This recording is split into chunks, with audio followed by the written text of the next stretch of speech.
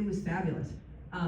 Also, I told her how I'm not sure who thought of Thelma to be sort of a warmer-up for this, but the movie about scamming.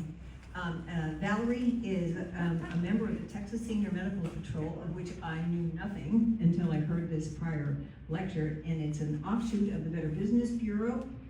She has a degree in business management. She has 2 dogs. Yes. And she is a member of a group. They are the 3rd largest of the senior medical patrols in Texas.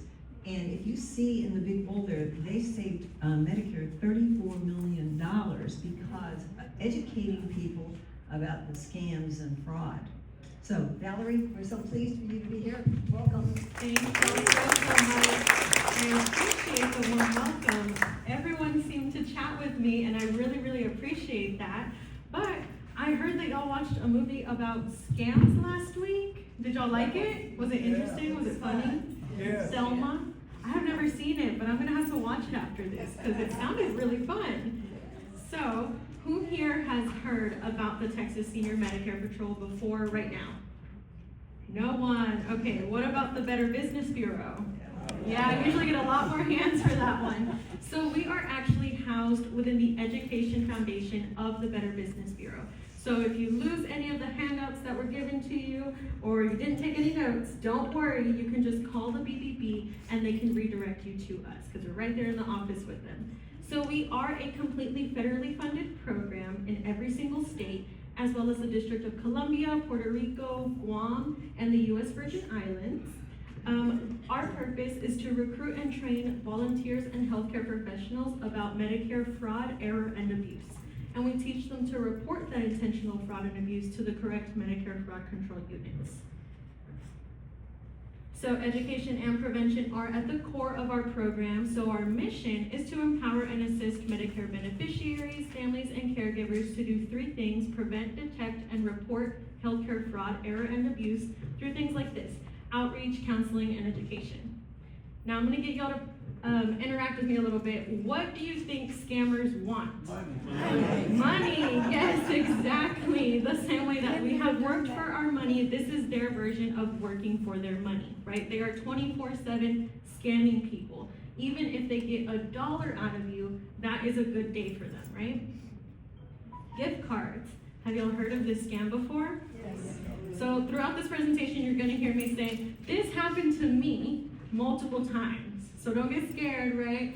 I'm like, the more you know about scams, the more you are able to prevent them. So I have been through it a couple times, my family, so it's from experience that I'm up here telling y'all things. So gift cards, there's 2 parts to it. One is you get a phone call saying, this is T-Mobile, you are late on your phone bill. In order to pay it off, you need to go to Walmart and buy 10 $10 gift cards and give me the codes on the back of them. Would y'all send them money? Would y'all get the codes for them? No, but a lot of people do. My coworker has actually found someone at Walgreens who was going through this exact situation. Now my situation was I went, bought a gift card from Target, put $100 on it for someone's birthday, but when she tried to use it, all that money was gone. How do y'all think that happened? They took the number off the shelf, yes, but there's also people who just sit behind their computers all day typing in random codes until they hit the jackpot with the gift card that I bought. So if that does happen to you, the good thing is that you can usually call the company that that gift card is for. Like if it's for Applebee's, or if it's just a MasterCard Visa card, you can call them and you can get your money back. So ideally, if you are giving gift cards, maybe try to give cash, but if they don't like cash, buy it the same day and give it to them and say, hey, try to use it today. Your credit card information and your bank account information. So this is like hitting the jackpot for scammers, right? If they get your credit card information, they can rack up a bill and now you're left with the debt. Or if it's your bank account information, they can open new accounts, they can drain your debit account, and now you're left with no money to pay off the debt that they just racked up on your credit card, right? Your social and your Medicare number. These are your forms of identity, right? So with your social, you can take out a loan, you can maybe open up a bank account. With your Medicare number, people can use your benefits, right? So they can charge Medicare millions of dollars, and you will be left with nothing because they've already used your benefits, right? Your date of birth. Why do you think a scammer may want this? Any ideas? Yes, it's part of your identity as well, but it's also a lot of people's passwords. So when I was younger, all of my passwords were the name of my first dog and the year that I was born. So if you could guess Rocky 2001, you were a genius today. So don't scam me, don't hack me. I changed all my passwords since then, okay? Now, how do they get your information? The last one, don't give out my secrets. The first one is actually kind of gross. Dumpster diving. So who here shreds all of their important documents? Yes. That's a lot of people. Most of the time I get 0 hands. So do you use the strips or the confetti? Y'all don't even need this presentation. But yes, we want you to be shredding all of the important documents, and we want you to use the confetti shredder. Now you can also use the stamps that blacks out the information on the paper, but what we don't want you to do is use a Sharpie, black out the page, and then just throw it in the recycling. Because a scammer can dig through there and hold it up to the light and still see the letters that are behind the marker. So please do not do that. If you do, make sure that you're tearing it up, cutting it up. I heard a lot of people also like to burn it. I don't know how environmentally safe that is, but to each their own. I don't judge. Shoulder surfing. So I don't know about y'all, but without my glasses, I cannot see a single thing. I am very blind, which means that the text on my phone is embarrassingly large. So if someone is casually looking over my shoulder, they could see who I'm texting, what websites I'm accessing, but a scammer wants to see if you're on Medicare.gov, if you are accessing your bank account information maybe, or you're texting someone your email so that they can send it to you, or send you an email, right? So you need to be very, very aware of your surroundings when you're in spaces that you're not usually in. So if you're outside of the bank, maybe depositing some money, you need to be checking who's around you, right? You don't want anyone too close to you. Tell them 5 feet, please. Or what is it, 6 feet apart? Tell them 6 feet apart, right? So be very, very careful.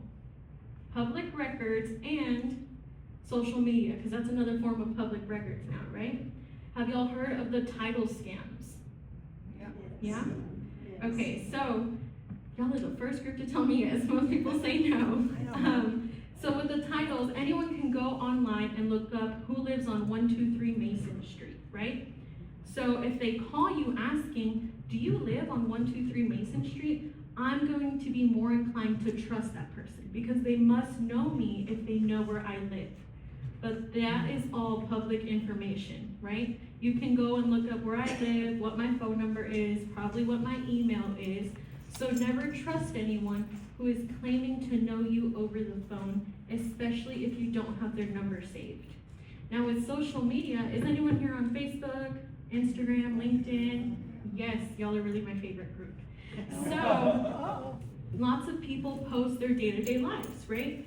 Scammers are wanting to see where you went to college maybe, where you live, where you're posting. Maybe you are on a vacation and you're there in Mexico right now and a scammer says, oh my gosh, this is the perfect opportunity for me to try to hack their accounts, or someone who is trying to rob your home can say they are out of the country, this is my opportunity, right?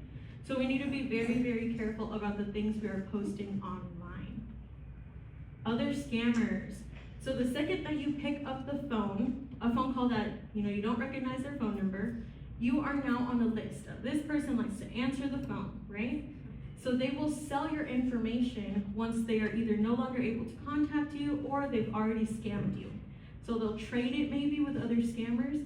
And so these people are constantly getting new lists. And once your number is out there, unfortunately, it is out there forever, right? You will never, ever stop receiving the calls. But you can reduce them. So we'll talk about that in the next slide. What do y'all think the last one is? How do they get your information? You give it to them. Yes, you. So I don't know about y'all, but I am a huge chatty Cathy, which is why I love my job. I get to go out all day, every day, and just talk, talk, talk. But with that comes oversharing. So when these scammers get you on the phone, they want you to just maybe tell them about your day, right? Or say, oh my gosh, I went to University of Houston, my entire family went there, my grandkid just turned 18, their name is John, and I was born in 19 whatever, right? So now they may be able to put 2 and 2 together. Maybe your password is John 1986, right? So we need to be very, very careful about the information that we are handing out when we are on the phone, especially if it is a stranger. On to the scams. The first one is spoofing. Do y'all receive the calls from those random phone numbers all the time? Yeah. I do, yeah. Are you more inclined to answer a phone number that is 713 area code or a 909 area code from California? Y'all stole my joke. The answer was trick question. Don't answer the phone at all, right? But naturally, we are more inclined to pick up a 713 phone number. And scammers know that. So they will use softwares or maybe AI to change the phone number that pops up on your end. So even if they are calling from a big old call center in California, the phone number may say 713 in hopes that you may think it's the doctor, someone you met at the community center, or here, maybe at church. So when you pick up the phone, now you're on that list. If this person likes to answer the phone, maybe they like to talk, they like to tell you about their date, right? So we need to be very, very careful. And what we want you to do is consider screening your phone calls. So on everyone's phone, there is a setting where you can turn on the block spam calls. I don't know if it's that exact verbiage on every single phone, but it's generally something like that, right? You can also go through your phone carrier. I did it the other day with T-Mobile. I had a little bit of a hard time on their app, but I was able to go in store and they did it for me. So if you just ask, how do I block spam calls? They should be able to help you. But ideally, if you are receiving random phone calls or you don't recognize a phone number, do not answer that phone call at all, right? Let it go to voicemail. If it's actually important, they're going to leave you a voicemail. They're going to leave you a message. If it's the doctors, they're going to say, hey, this is Dr. So-and-so. Give me a call back. Our hours are here to here, right? Or if it's someone like a friend, they're going to say, hey, this is whatever. Please give me a call back, right? Or they're going to text you. So never ever pick up the phone call if you don't recognize the phone. Grandparent AI scam. So this one is extremely scary. People receive phone calls saying, Mom, Dad, Grandma, Grandpa, I am stuck in Mexico. I need $2,000 to get back home. Please send me money. But don't tell the police. Don't tell any other family members. Just send me Bitcoin or send me Apple Cash maybe. Cryptocurrency, right? And because we all love our family members, we're going to send them the money, right? No. We do not want you to do that because it could be that it's a scammer. So scammers know that you recognize the voice of your loved one, right? Or a friend. So they are able to use software and AI to clone their voice in order to trick other people. Does anyone here play with the scammers on the phone? No one. Okay, well, I'll expose myself. I used to do that. It was a habit that I picked up from my dad, and we thought it was the funniest thing ever to mess with them. But no, our voice is now out there for scammers to use and trick other people. So even if they're not tricking our family members, they could be tricking someone else, right? But especially we need to be careful because our family members may be the ones receiving these phone calls, right? We also want you to consider having a family code word. So the next time you gather with your friends, with your family members, say if you are actually in danger, say mom, dad, grandma, grandpa, brother, sister, pineapples. Now don't steal pineapples because I tell everyone about that, so that's not a safe word anymore, right? So say if you are actually in danger, please use this word. Now if you're talking to little ones, maybe they're in elementary, they don't really understand what this code word or the importance of the code word means, tell them do not share this with any of your friends. Because even if that friend is pulling a prank on y'all, it's still a very important word, right? That is our danger word, it's our code word. So we may be more inclined to send them money, even if it is a prank, right? So ideally, don't send any sort of money or buy any gift cards for anyone over the phone. I promise y'all, if your grandkid is calling you saying, I need a $2,000 Amazon gift card, that is not real, right? I would love $2,000 to spend on Amazon, but no one needs that amount of money for Amazon. Phishing and ransomware. So this is another one that has actually happened to me, but it was back when I was 13 years old. So have y'all ever received the text messages or maybe emails saying, click here to claim a prize, or this is the toll roads, right? Right now the popular ones are the toll roads, or maybe this is USPS, we can't deliver your package, Amazon, right? So these are all phishing scams. They want you to click on a certain link that they send. You need to be very, very suspicious of any emails, texts that you may be receiving, even, posts on social media that say you need to click this now in order to claim something. That is a scam. Now what happened to me is that I was 13 trying to download movies on my computer, on my laptop. So there was a website called 123movies.com, and I was on there looking up the movie that I wanted, and I ended up getting a pop-up when I downloaded the movie, and it was malware, it was ransomware. It said, if you want to regain access to your laptop, you need to pay $50 in order to get this virus wiped from your computer.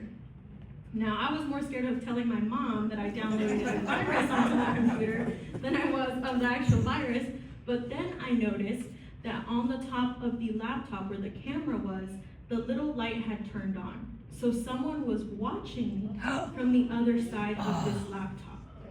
Now, it can happen with your laptop, with your phone, any device that you are downloading things onto.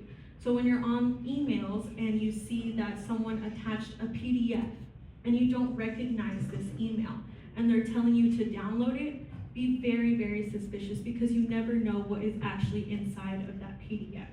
Now, the good thing is that we were able to just restart my computer, but that person that was watching me through the computer ended up speaking to me. And they said, this is Microsoft IT. If you want to regain access, let me have control of your computer and I can do it for you. Now that's a very scary situation to be in, right? Someone is speaking to you, you're a little bit of a state of panic, right? So what ended up happening was my mom said, do not touch anything, just restart it, and it was all okay. But if this does happen to you and for some reason the restarting doesn't work, you can always take it in store as well or call the actual manufacturer, so like Apple, Microsoft, if you bought it from another store and it's just like an off-brand or something like that, call them, they should be able to fix it. So if you are on email or even text messages as well, if you hold down on the link, don't click it, just press and hold for about 2 seconds, it should pop up the real link that it will take you to. But when you're on your emails, if you hover over the address, it should also tell you the real link. So even though it may say that it's from Amazon.com, when you hover, it may say Amazon with an S1234.com, right? So be very, very wary. If you are receiving these text messages from the tolls, or from USPS, right? And you know that you don't owe anything for the tolls and you don't have a package coming in, then ignore them completely. Most of the phones now have the delete and report junk button. Click that one, it'll usually block the number automatically, but ideally don't respond to those texts at all because the second that you do, you're on that list again, right? If this person answers and clicks on the things that is sent to their phone, even if they don't recognize the number. And y'all feel free to interrupt me if you have any questions throughout it too. Government imposter scams. So this is an impersonation scam, right? A lot of people receive phone calls, text messages. I received one the other day claiming to be from the DPS, and they were saying, if you don't pay me the tolls or whatever I was owing supposedly, they were going to come take my car away and suspend my driver's license. Now, what does that do? It puts you in a state of panic, right? I use the tolls every single day. So I was a little like, oh my gosh, I owe them money. Did my card not get charged again? But I had to go in and actually check my account. I didn't click anything on that text message. But also, they're never going to send you a text message saying they're going to come take your car away, right? It's just a way to threaten you, and it's a way to make you feel scared and put you in that state of panic. But people also receive phone calls saying, this is the Social Security Administration, this is the FBI. If you don't pay this fine of $2,000, we're going to come get you and put you in jail. But y'all gotta remember, if the FBI, the police department was actually looking for y'all, they would not give you a warning call. Yes. So be very, very wary of those phone calls. Even though they do sound very scary in the moment, hang up that phone. Same thing if it's like the grandparent AI scams. Even though it sounds scary, we want you to hang up the phone and give that person a call back. Or go to the sheriff's department and say, hey, I just received this phone call, what do I do? Because most of the time, especially if it's the grandparent AI scams, you're gonna call the loved one and they're gonna say, why are you calling me at 2 in the morning? I have work in 5 hours, right? So just hang up that phone call, no matter how scary it sounds, and call a trusted individual or go to the police department. So anyone claiming to be FBI, Social Security, Medicare sometimes, the Attorney General, anyone that is from a federal agency, that is all a scam because they're never ever going to call you, right? Anytime the IRS needs anything, it's all through mail, right? Same thing with Medicare. Romance and social media scams. So I saw a couple hands go up for the Facebook question and the Instagram and LinkedIn. Do y'all ever receive messages on maybe WhatsApp? Messenger is a very popular one from people claiming to be maybe a local friend that you met somewhere and you just don't remember them, or they're creating this fake story. Y'all receive random messages? I receive them all the time, especially on WhatsApp. I got someone the other day saying that they were from Australia and they wanted to paint my picture. I don't know how that's a scam, but it is a scam, right? I don't know anyone in Australia. There's no reason why they should be contacting me. But sometimes these messages are not always from random strangers. So I think it was about 3 years ago, I received a text message. I have family in Mexico. So one of our family members said, is your dad okay? Where can I send the money to? When is his surgery? How soon can this get done? I was very confused. I was like, what are you talking about? Someone had hacked my dad's account, his Facebook, and started messaging people and posting that he was gonna have major heart surgery. If not, he was going to die within 6 months. That is very scary stuff. And people post everything on Facebook, right?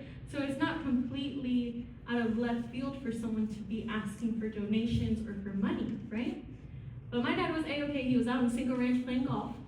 So there was no need for anyone to be sending money. But unfortunately, some people did get scammed from this because they didn't text me, they didn't text my mom, so they didn't know that this was a scam. So even if it is someone that you know and maybe you are friends with them in real life, it could still be a scam. So if someone is asking you for money but you haven't seen them in 10 years, or if they would never ask you for money, right? They have never asked you before, but now all of a sudden they're asking for $2,000, that is a huge red flag, right? Now up here we have the example of I'm Brad Pitt. Would y'all answer Brad Pitt if he messaged y'all? Or what about Angelina Jolie? No? So a lot of people do also claim to be celebrities, but they know that sometimes that doesn't go so far. Has anyone here watched Criminal Minds? Yes? Okay, usually I also get no's. So at my very first speech, it was like a health fair kind of, but we had little break rooms for conferences. And a lady had told me that she was speaking to Shamar Moore, one of the actors on this show, for the past 1.5 years. Oh. Yes, lots of oohs and ahs, right? Because you're like, why would you think that's real? But the thing is, she knew it was a scammer. But why do y'all think she kept talking to him for 1.5 years if it wasn't him, right? Yeah, she's lonely. She just needed someone to hear her out. She wanted someone to talk to about her day, and this was the only person who would listen to her, besides her friends, but she didn't get to hang out with her friends every day, right? So, yes, ma'am. What you keep saying on these text messages to delete them, Mhm. is there no place where you can forward them to report them before you delete them so that they can be followed? No, not with like copy pasting or anything like that. But you may also want to try calling the Federal Trade Commission. Maybe you're able to kind of save their information, like a screenshot, or writing it down and tell them this is the number that contacted me, this is the link they were trying to get me to click on, and this is the ruse that they were using. But copy and like forwarding it, I don't think we've gotten that far advanced yet. Okay. You're ahead of the times.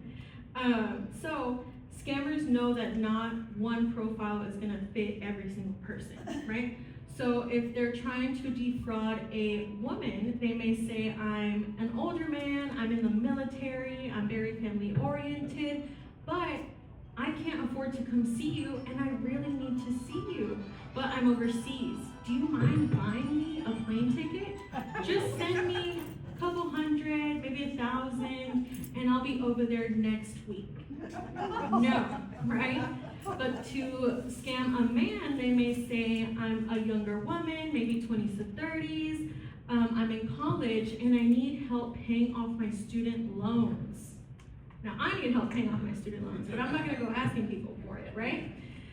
So you need to be very, very suspicious of any of those weird messages, but these scammers are playing the long game. This scammer had been talking to this woman for 1.5 years.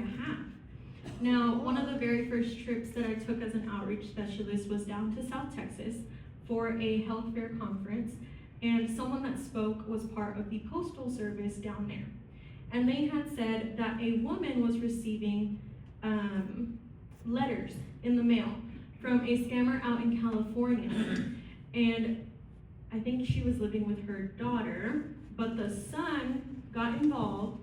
And he was saying, why are you sending all of this money to a random account out in California? It was like a bank that was specific to the California region. And they said, well, that's my friend. We've been talking for 3 years, and he never asked me for much, but he's having trouble with his house right now, or he's having trouble with his car. So these scammers are trying to build your trust so that you are now more inclined to send them money, right? Because you're not gonna send money to a random stranger unless maybe they try to threaten you, right? But if it's a friend, if it's someone that you have a relationship with, you are more inclined to feel sorry for them for a certain situation, right? So you might send them money. What ended up happening was that she had sent them so much money and she ended up signing the house over to the scammer. So it kind of relates back to the title scams that we were talking about earlier. This person had said, well, my house, it's just like, it got completely destroyed. California is always having wildfires, right? So it got destroyed in the fire. I have nowhere to go. Can I come live with you? And she had said, I'll do you one better. I will give you my home for being such an amazing person to me. Because what happened was that the daughter, she had her own life to worry about as well. So she was out and about working, she had her own kids to take care of. So the mom felt like she was abandoned, essentially. So check on your loved ones is one of the most important things about these scams. Because even though not everyone is looking to get into a romantic relationship, we all need connection. That's why community centers exist, right? So that we can form connections within our community and we have those people that we can count on. Who likes free money? I love it. Someone was offering me money earlier today. So this is the scam saying this is Publishers Clearinghouse. Have y'all heard of them before? Yeah. Yes, do y'all receive emails or text messages from them? Used to? Yeah. So they are actually a real company. It's like the lottery, right? But you cannot win anything you did not enter. So a lot of the times you'll get the email saying, this is Publishers Clearinghouse, you have won a free car. Who would like a free car? I would love a free Lamborghini, right? But you have to pay the insurance, you have to pay the taxes, the fees, and a delivery fee. So by the time that you've paid off all these fees, you are now paying for a brand new car. And most of the time what's gonna happen is that you never ever receive that car, right? But maybe you do. The second you take it off the lot, it breaks down on you, right? So we need to be very, very careful about the things that we're signing up for, especially if they are offering you free money, free prizes in exchange for your information. So maybe they say, oh, actually, my little cousin, he's about 8, he loves to play games on my phone. So right now I have about 8 different sushi making apps on my phone, just for funsies, but he also has the horrible habit, because he's a child, right, of clicking the little prizes that pop up on the ads. So it may say, spin the wheel for a $10 prize, right? Or that's hitting the jackpot for them. So he'll spin it, and this last time, he clicked on it and it took him to a scam website. But he came to ask me, can you put in your credit card information? $10. I said, no, this is a scam. So my little cousin was trying to scam me, y'all. But no, this is a very, very prevalent scam, because a lot of people have the games on their phones, right? I'm always using Candy Crush, my little cousin using the sushi making apps. So this happens to people of all ages, right? From 8 years old all the way up to however long you live, right? So we need to be very, very wary of the things that we are clicking on, especially through the games that say this is for free. Or even on Facebook, I know they have the games that are saying, or what age group do y'all think this specific scam hits the most? It'll say, input your name, email, and date of birth here, and we'll tell you your full astrological chart. What age range do y'all think that affects the most? The elderly, so maybe 65 plus, 85 plus? No. It actually hits teenagers the most, yes, because that is kind of a trend between that age group, right? They love to know anything about astrology, and so this chart will tell them that they are going to have the worst week of their life, and in order for them to change their fate around, they need to pay $10 for the subscription to get the 10 tips for the week, right? So we need to be very, very careful. And I'm actually gonna go backwards again. What age range do you think this one affects the most? The romance scams. 40s? Older adults, I think, is what you mean. Seniors? Okay. So, no, that is wrong. It is 18 to 32. Really? Yes, I know a lot of people get shocked by that statistic, I'm sorry. Why do you think that is? Why do you think it's 18 to 32 and not older adults? Because they're green. They're green. That's a good one. But yes, actually, so 18, you are fresh out of high school, maybe you're going to college, you're going to a new town, maybe you only know one person, 3 people, and you're looking to make community, right? You're looking to dive into the world that is college. So you're putting your social media profiles on public. You are going onto LinkedIn. You're maybe going on Indeed to find new jobs, right? And the most important one, I guess, is the dating apps. Anyone can create a dating profile, right? So you don't have to be verified. You don't have to be the person that you're claiming to be. Anyone can create a profile. So tell the people 18 to 32, be careful with this scam, because it doesn't affect me as much as it affects you, right? So this applies to everyone. Digital payment scams. Does anyone here use Zelle, Cash App? PayPal is a huge one. What's another one? Venmo. Maybe Venmo is a huge one, and Apple Wallet. So I have the horrible habit, I don't practice what I preach, but I should. I have the horrible habit of keeping all of my cards on my Apple Wallet, because I never carry my actual wallet on me. But that means that if my phone were to ever get hacked, they could easily access all of my credit cards, my debit cards, and potentially defraud me, right? But this scam is mainly about money mules. Have y'all heard of that before? So there are 2 parts to this one. It could be that you receive $500 in your account randomly. But then you get a text message saying, oh my gosh, that was my rent money. I have no more money left. Please send it back to me. And because we're all amazing people, we're gonna send the money back, right? The silence is telling me everything, y'all. But no, we do not want to send that money back, because it could be that it was fake money. So when you send it back, you are actually sending your real money. I'm not too sure exactly how that works, but I'm assuming it's some sort of software that they use to make it appear as though you have money. Or, yes? Would it appear on your bank account? So like on Cash App and Zelle, it'll say like you have X amount of money in this account. With Zelle, I think it may be that it shows actually in your debit account. Yes. Or it could be that it was stolen money. So someone is trying to create a very long trail by sending it to different people, so that if they do get caught, they don't know where that trail began, right?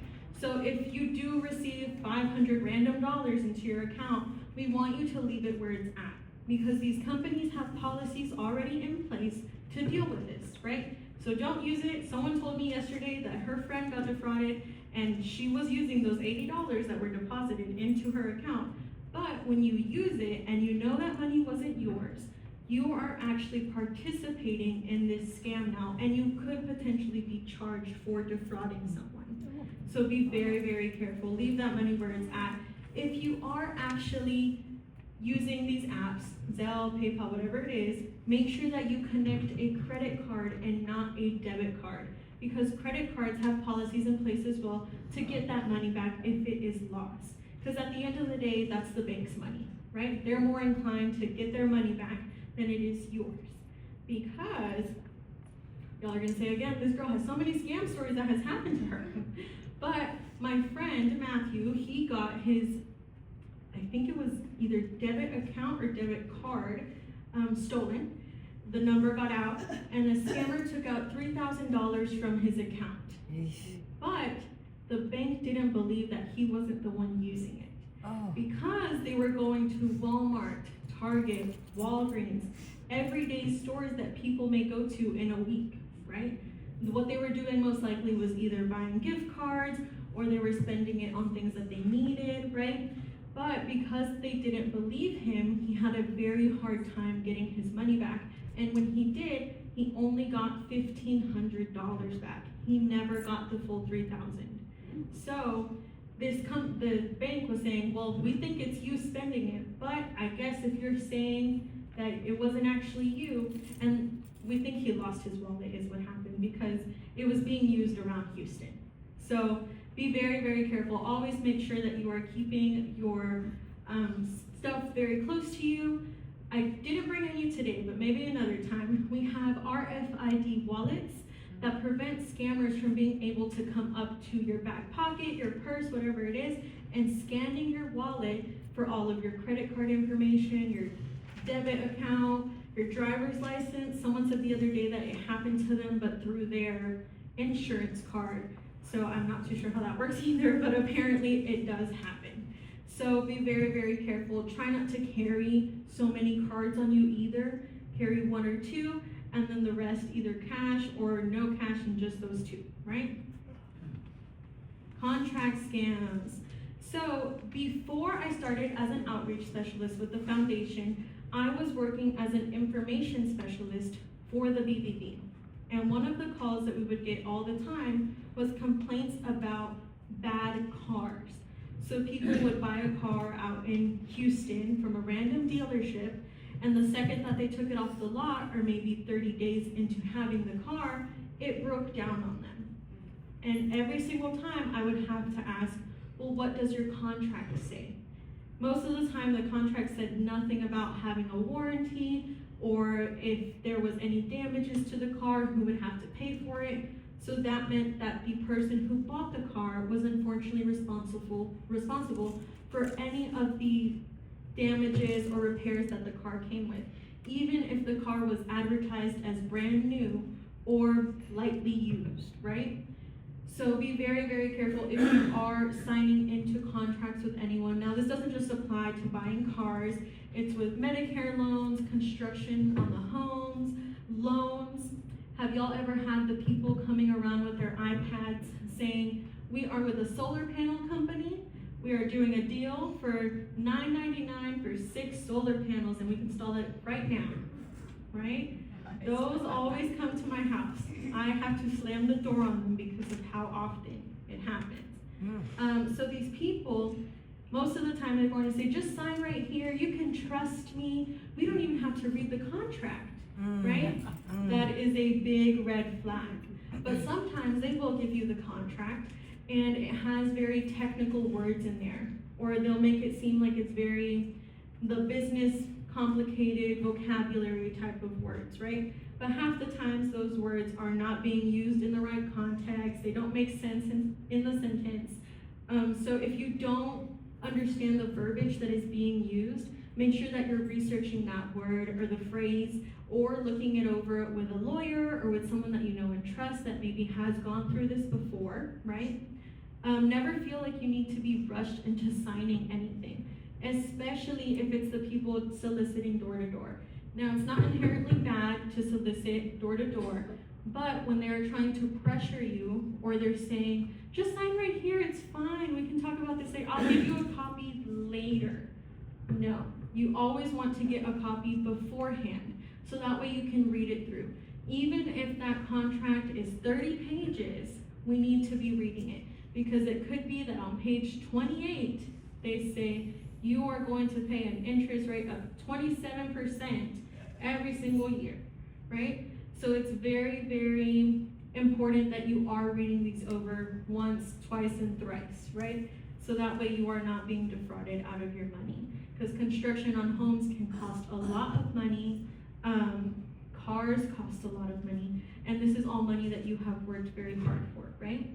If you are wanting to do business with a company, especially if it's related to construction, loans, or anything like that, make sure that you are doing your research on them. So a great resource is, of course, the Better Business Bureau, but I also like to use the Nextdoor app, what is another one? Yelp, Google, but you want to be very wary about these because these reviews and complaints are not verified, right? So anyone can go on Google and put that the Mexican restaurant across the street is the most delicious restaurant ever, but it just opened yesterday. And they only have 5-star reviews from someone claiming to be Miss G. No, that's a little suspicious, right? It could be that it was the owner or maybe a family member of the person. So you want to make sure that you are only doing business with companies that have good reviews or generally good reviews, right? But the BBB is a very, very great resource because we check every single complaint and review and verify that that person actually did business with this company, right? Charity scams. Now we're about to wrap up so y'all can have questions, don't worry. But this one is very, very relevant right now because of the floods that just happened in Central Texas. Now, a lot of people are receiving text messages, I think, and messages through Messenger, like Facebook or WhatsApp, saying that they're going to help the people who just got affected by the flood. A lot of people lost their homes. Some people are creating GoFundMes, claiming to be that they were in the Central Texas area and they got affected, but they never actually were. So if you are receiving any text messages like this, or you see a crowdfunding account on social media, make sure that you are doing your research on it as well. If it's like on GoFundMe, most of the times you are able to look through the comments, and a lot of people will say their opinion if they got defrauded, or if they've been donating to this cause for a while, then you can usually trust it, right? Or if they say this is a scam, then you know to stay away from it, right? But it's also maybe people claiming to be a charity, but when you click on their link, it takes you to a scam website. So be very wary, especially if you are wanting to donate online. Usually you can go into the place, right? A charity will be around here. We have the Red Cross, the Salvation Army. I know Goodwill does a lot of campaigns for certain stuff, but also just like regular businesses around town are always doing some sort of campaign for helping the community, right? So if you are wanting to donate, always research the charity by going to give.org. There are a couple of different ways that you can verify, but this is one of the biggest ones. I believe they are a partner or an extension of the Better Business Bureau. So we have a list of accredited charities all across the nation, and you can check on there the reviews, any complaints, right? And we always verify that they are a real charity by looking at their license. Same thing with any of the accredited businesses on our website. Now, if you want to verify that a business or a charity is actually with the Better Business Bureau, this is the website, and that is the phone number. If you call, you're gonna get one of two people, Ashley or Gloria. They are amazing people, great customer service. And the most important thing on here is the BBB scam tracker. So it's my favorite thing. I love to just go on there and see what's going on. But if you look up solar panels in Katy, it'll pull up a list of any complaints that are related to solar panels in that area. So great resource to use.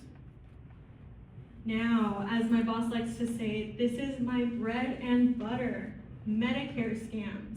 So kind of related to the charity, right now people are receiving a lot of phone calls in the Central Texas area saying, this is Medicare, we know that you live in this area where the floods are affecting you. By any chance, did your durable medical equipment get affected in this flood? Or did you lose it? Was it damaged? And a lot of people are saying yes. So they're claiming to be from Medicare, saying, we can replace this equipment for free, no cost to you. All you have to do is verify your Medicare number. No, right? Medicare already has your number. They would never ever ask you to verify it, right? Especially if you didn't call them first. So be very, very wary. Do y'all attend health fairs, resource fairs, where a lot of people are usually insurance companies? Yes, no, maybe so. So do y'all think it's legal or illegal for insurance companies to make first contact with you? Legal. It's legal? We all think it's legal? You're all wrong. It is illegal. So this is kind of their loophole. They go to these health fairs, right? And they say, look at all these prizes that I have on my table. Maybe they have a cookie and you can have 4 of them. And they say, we don't even have to talk about insurance right now. Just put your name and your email here and I'll call you later, right? No, that is their loophole because now you are giving them permission to contact you. Now, if you don't need any of their services, if you aren't looking to switch plans, if you don't need any extra benefits that they're trying to offer you, don't sign up, right? Exactly, that's what I always tell people. Just go out, grab the free prizes, get the cookies, and leave, right? But don't ever put your information down, especially if you do not want to receive a bunch of emails, a bunch of phone calls from them, because that is the way that they work, right? They are usually off a commission. They're going to try to keep getting you onto their plans. Any calls that you may be receiving from Medicare, we talked about the government imposter scams. This applies to that, right? Will Medicare ever call you? No. No, right? So we need to be hanging up those phone calls. Scammers can make it seem like the contact ID is Medicare, but that is a scam. Medicare will never ever call you. They will only call you if you called them first and said, I need help with this, or I want to report this, please give me a call back, right? But what we want you to do is always save the phone number. That's what we also suggest with our phone number. Hopefully, you never ever need our services, but if you do, save our phone number so that way if we do need to give you a call back, you know this is the SMP, they can actually help me, this is not a scam call. Agents or brokers rushing you into a decision, kind of like the contract scams, right? They're trying to get you to sign with them. No, if they're pressuring you into signing anything, that is a bad business practice. And you never want to do business with any company that has bad business practices, right? Is your card paper or plastic? Paper. Paper, it's paper, yes. So this scam is usually around January because open enrollment is from October to December, right? So lots of new people are receiving their cards. Or people will say, do you still have that old dingy paper card? You need the new plastic card for a small fee of $100. Oh my gosh, do y'all pay for your Medicare card? No. No, right? It is free $99. So if anyone is calling you offering a new Medicare card, know that it is a scam. Medicare cards are like your social, and Medicare never ever plans on switching to plastic cards. Has anyone here laminated their card? You don't have to tell me if you don't want to. No. I usually get a couple hands with that one. Have you ever had issues with it? No? Okay. Know that in the future you may. If you go to a new doctor and they ask you for it and it's laminated, they may say this is invalid. This is not a real card, because they know that all cards are paper, right? But if it hasn't been an issue so far, it's A-okay. But if it does become an issue, you can always call Medicare and say, hey, this happened. If you could please send me a new card, and they usually will, right? The only thing is they will not change your Medicare number. So if a scammer does get a hold of your Medicare number, this is now out and about in the dark web, right? They might have posted it everywhere, and they may be using your benefits. So once it is out there, everyone knows about it. But if you make a claim, most likely you are not going to be able to change your Medicare number, which is why it's so important that you are checking your Medicare summary notices for things like double billing, upcoding, or services not provided. So we're all human, we all make mistakes. Your doctors, providers, insurance agents, someone is bound to make a mistake, right? But most of the time, just give them a call saying, hey, you need to fix this, I didn't receive this service, I need my money back, or I need X benefit back, right? Now, if they are not helping you, then give us a call. We can also, if it is actually fraud, please also call us. We can help you build that case from the bottom up. If you call the hotline, you're going to most likely get Miss Eloisa. She is our case specialist, extremely sweet, and she will help you build that case from the bottom up. Please know that you are not alone. As I've told y'all multiple times throughout this presentation, the scams, it affects every single age group, right? So don't ever feel embarrassed. That's why I love to come up here and make fun of myself, so that you feel a little bit more inclined to report fraud. Because if it wasn't for people reporting it, we wouldn't have been able to save Medicare those $34 million, right? So please report every little thing, even if it's just $1, it makes a difference. If you are a victim of any other sort of fraud, we want you to report it to the Better Business Bureau, but know that the BBB cannot go after anyone, right? We're just a reporting agency. And to actually file a complaint, you can contact the Federal Trade Commission, and their phone numbers should be in the pamphlets that are in your orange bags. So, also in your orange bags, there is a volunteer sheet. Y'all look like very active individuals to me, and we would love to have you either at the office. We also have things for you to do out and about in the city if you like doing that. But this QR code is for you to chat with me. So I get bored in the office. You'll know I'm a chatty Cathy. If you ever want to get updated on any new scams, or you have a question, you can always contact us through here. I believe that is linked to our Instagram, Facebook, LinkedIn, and website. And I think my contact information and another outreach person's contact information should also be through that QR code. I don't know if you read, but just the other day I read, they found a way to subterfuge QR code using.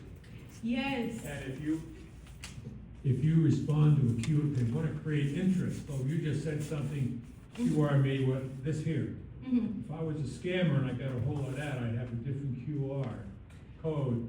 And the minute you try to open that code, Now you're it's done. leading you to another link. You're done. No, you're done. As soon as you open Oh, it. interesting. That's right. You don't have to do it. As soon as you open it, you're done. Well, I hope none of you are trying to scam me, because that would be horrible. But it should take you to Linktree. But I have heard of QR codes being manipulated to where it leads you to a scam website. So be very wary of the ones that you are scanning out and about in the wilds, right? I heard someone at a restaurant got scammed that way, because now they have QR codes for the menu, but someone probably got a hold of that QR code and changed it to where now they were scammed immediately after scanning it. But I promise y'all, this one, I'll scan it too. This one is not a fake one. Any other questions? Yes, sir. I have a landline. A landline? I have a landline. Am I insulated to some degree? Yes, question mark. You will get scam calls regardless if it is a landline or your like a phone like this. These scam calls will never ever go away. But you can call the Federal Trade Commission and get your phone number on the National Do Not Call list.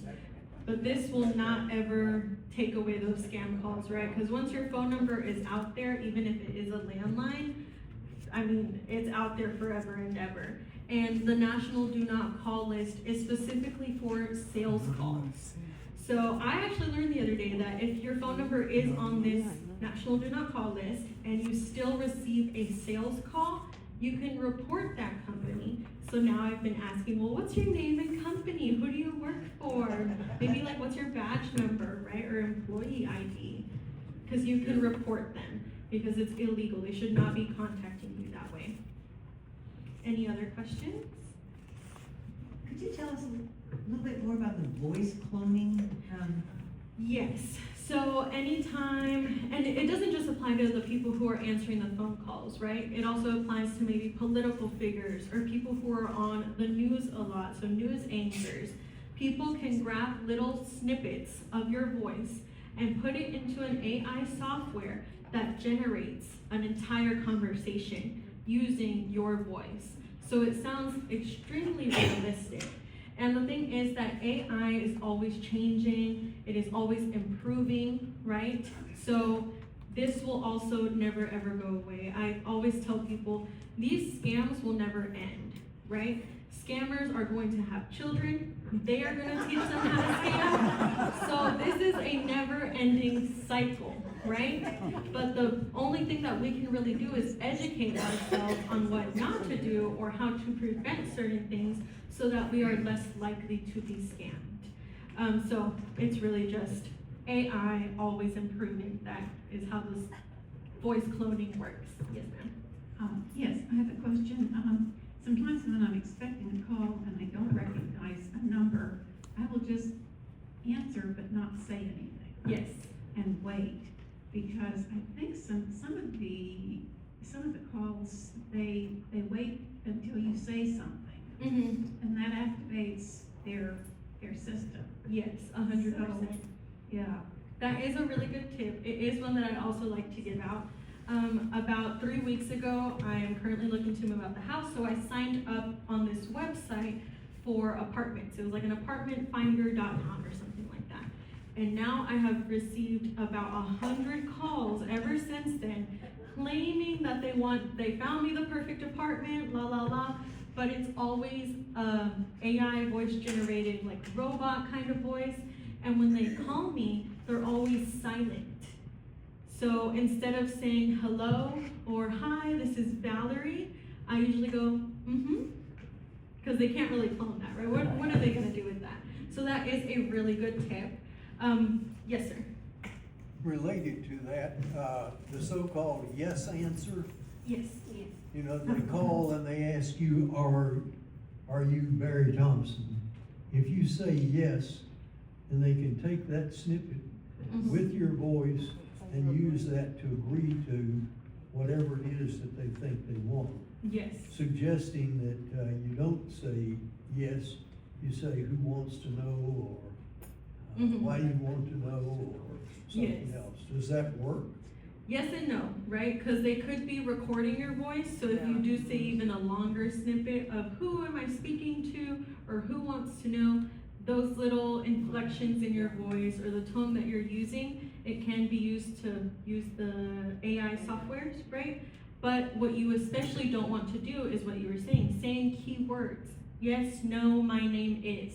Because it could be that they're using it to maybe go through the bank, right? Sometimes the bank will say, if this is actually you, say yes, or if this is actually you, say your name, right? So ideally, don't say, if you are picking up, you can say who's asking, that way you're not saying yes, no. But ideally, just go with a or don't pick up the phone at all, right? Any other questions?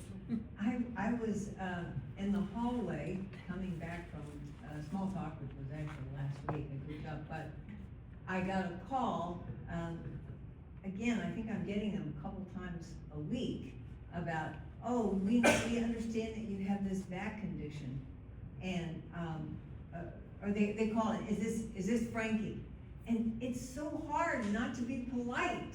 Yes. You know, I mean, so I did what Bear said, who's calling, you know, and, you know, I know, it is very hard to kind of be put in that position, because I always say, like, now I've started saying speaking, because I do pick up the phone calls. I'm not gonna lie to you guys. I do not practice what I preach.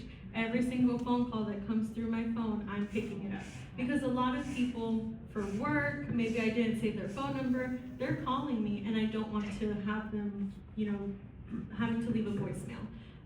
But a lot of the times I will never say, yes, this is her. I will say speaking, or who's not who's asking, because that can sound a little rude, right? But who is this calling?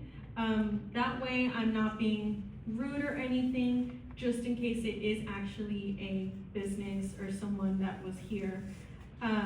But you also, if you know it's a scam, or it says right there, spam risk, and you answer anyways, don't feel obligated to sound nice, right? These scammers at the end of the day are not trying to be nice to you because they want to defraud you, right? So be very, very wary. Never feel guilty or like you have to be nice to someone that is speaking over the phone, especially if it's saying spam risk or anything like that. Any other questions? Yes, ma'am? Several times recently, if it says suspected spam, I don't pick it up, but I have missed those, and it's the hospital calling. And I'm like, how does that happen? say that again? Yeah. Say that again? Okay, I said several times recently, you know, I'll get suspected spam and I don't pick those up, and it's been my doctor's office, Yes. and it's Houston Methodist. And I'm like, I don't know how this happens. The other day, he started to just hang up on a spam, and I said, no, that's probably the doctor.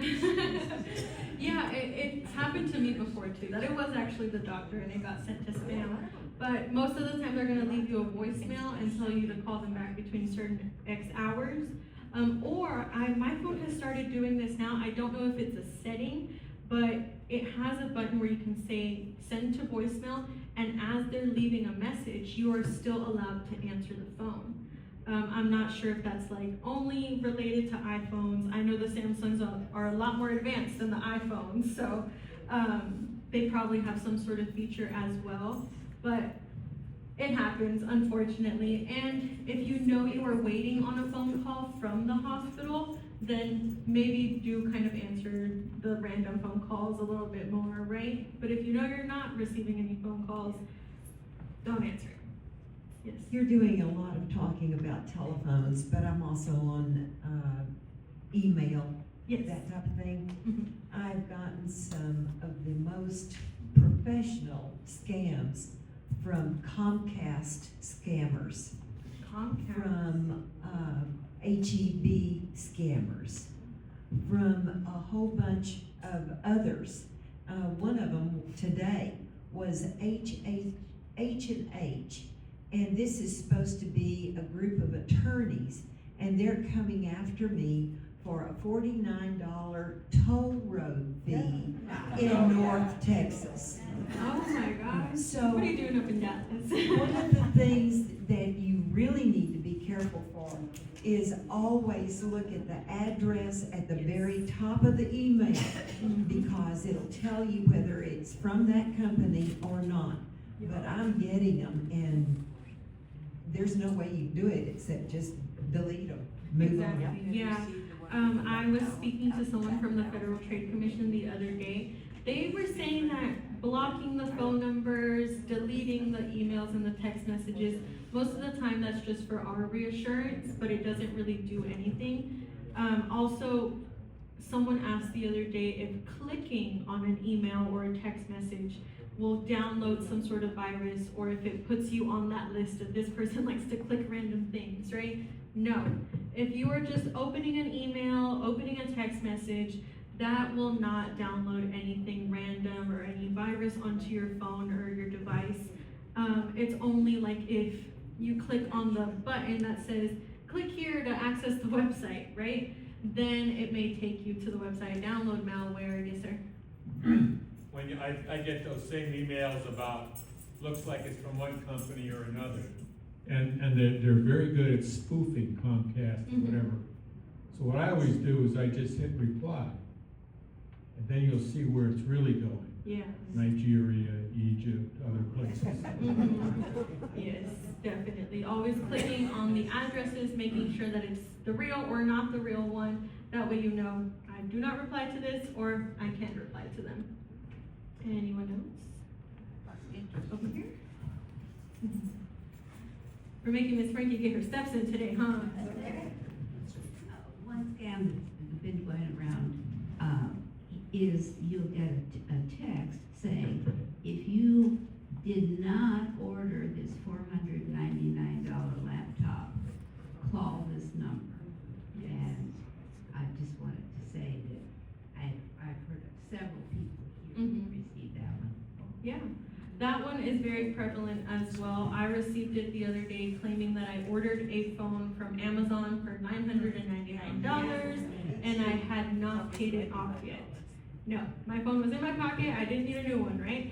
But you may think, oh my gosh, my account maybe got hacked or someone got a hold of my information and they charged my account.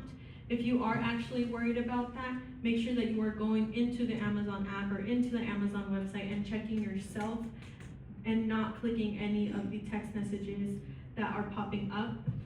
I also received a notification from the iCloud, like it was actually on my phone, and it said, your iCloud storage is being charged X amount of money. I don't remember how much it was on my old phone. And you need to pay it off, or it was something along the lines of, but it was a real notification that I would get from the iCloud software on the phone, right? So even with those, if you know you have not purchased anything through the Apple Store, the Google Store, whatever it is, make sure that you are not clicking on that notification and calling Apple, calling Google Play, Microsoft, Samsung, Android, and saying, what is this charge? I did not order any of this, or I don't want to subscribe to this, take me off of it. If you are having trouble unsubscribing from something, call your bank and tell them to put a freeze on that subscription. I had to do that the other day with Hulu. So yes, that is a very real scam that is always going on as well. Yes. We have, and I'm sure many people here have Medicare Advantage plans, and they say do not ever give your Medicare card to a hospital or whatever. And I haven't been checking my Medicare account or whatever. I'm assuming that the Medicare Advantage people are monitoring these accounts because they, that's the only information I give them is the Medicare, what's my Medicare number and things like that. Are you doing anything with Medicare Advantage or just people who are directly on Medicare and they only use Medicare? We have nothing to do with Medicare Advantage plans, just directly through Medicare. But these scams generally apply to kind of everyone, right? But if it is directly related to like your Advantage plan was defrauded, that would have to be through whoever you're getting your plan through. Yeah. Well, we really appreciate all of your expertise and sharing your personal You get a bag. Yes. Some more bags, so come see her and she'll get you a bag. Yes. Thank y'all so much for staying too. You were a great group.